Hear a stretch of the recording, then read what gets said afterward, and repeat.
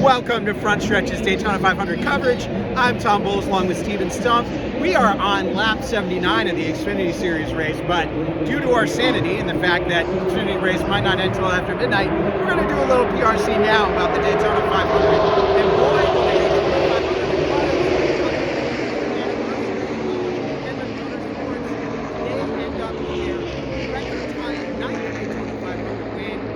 William Byron takes the checkered flag. We're going to go back to the race. I don't think we've seen that much three abreast in a super speedway race with this car. There was a lot of fuel saving going on, and that's why drivers were saying it contributed to the three abreast. You know, we saw single cars at one point be able to catch up with the pack. What did you think? Did the fuel racing make the racing better, or did it make it worse? So I think there was two parts to the race. I think the first stage was all fuel saving. Like, it was wild. Like, the cars were going so up front, they were going about 51 seconds, and AJ Allmendinger got a penalty. He was gaining on the back.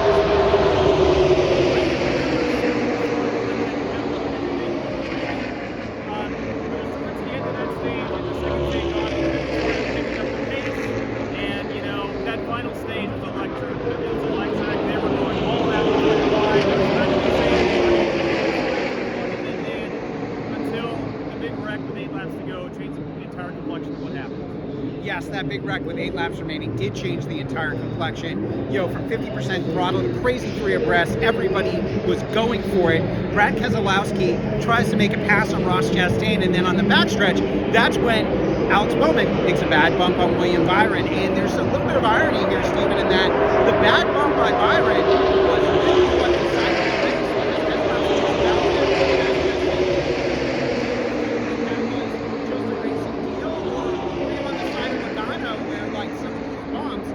Was mad at Chastain blocking, but honestly, he was blocking and bumping throughout the final 10 laps of this race. Fair game or foul somewhere? I think it's fair game just because it's the closing laps. I mean, this thing always happens, and while drivers may be upset, I think it all ultimately comes down to the fact that the final lap of the Daytona 500, they would probably do the same thing. But with that wreck, Byron got bumped, and the Fords looked to be like really in the catbird seat in those closing laps. There was Keselowski, Blaney, Cedric, Logano, all of them were up there. Chastain was leading, but the wreck ended up taking out pretty much every Ford. And we were left with the top 5. The lineup heading into the final restart was Chastain, Bowman, Byron,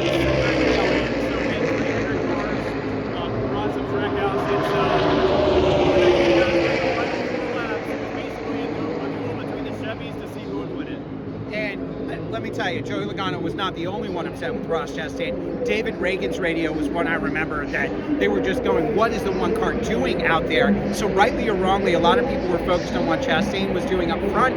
And Stephen, you had a big story after the race. Chastain's wreck on the final lap, of course, ends the race, you know, with Bowman and Byron side by side. We'll get to that in a second.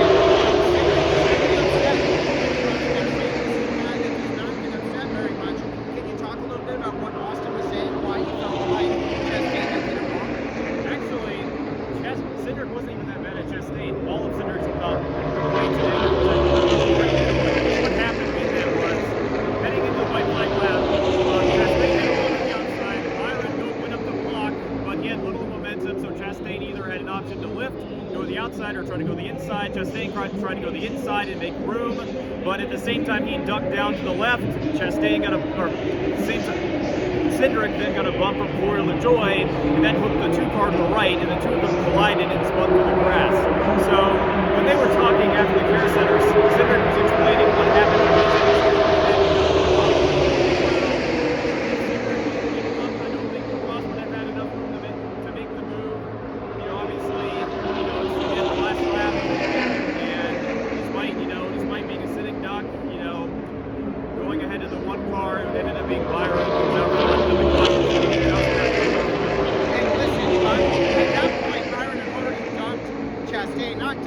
Chastain already out of the lead and out of a chance to win. You know, the Hendrick cars had started pulling away and they were ready to decide it amongst themselves. You know, there's some video online that some fans have reported to say that Bowman was ahead at the moment of caution. NASCAR has given us an official photo that shows that Byron was just that little bit ahead.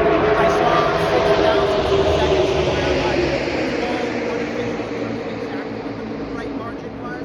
Do you feel like Byron was the rightful winner? Stephen, I will say that I do. And if so, what does this mean for him? Here's a guy that's coming off a career year and now he's already locked in the playoffs with a Daytona 500 win. So I do think Byron was the rightful winner.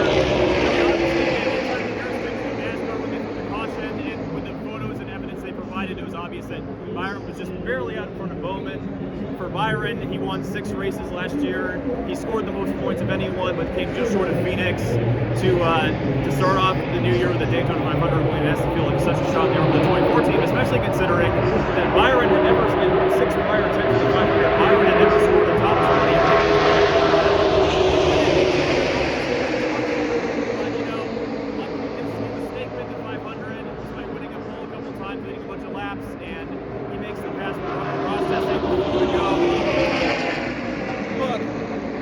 William was very reflective in his post-race presser. He was talking about how he started the Cup Series with some raw talent that needed to be developed, how it took time. He's actually spent half his career in the Cup Series, which is crazy when you think he's only age 26.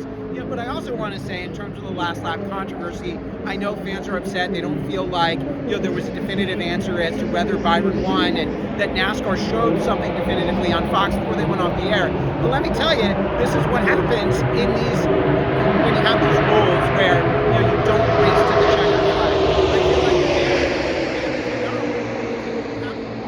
where it's the moment of caution and you're side by side like that, there's always going to be controversy on when the moment of caution came out. And if you have a rule that says, hey, we have every lap, even though it's the last lap, how many more restarts would we have gone through and how many more cars would have been torn up?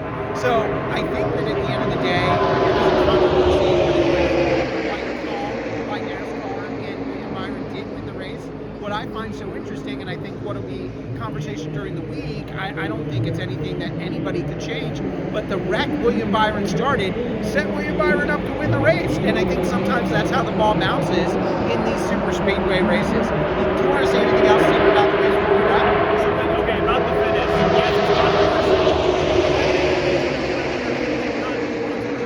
I mean, if we think about it, it hasn't. Last time that the Daytona 500 ended under green at lap 200 in a non-overtime finish was 2017.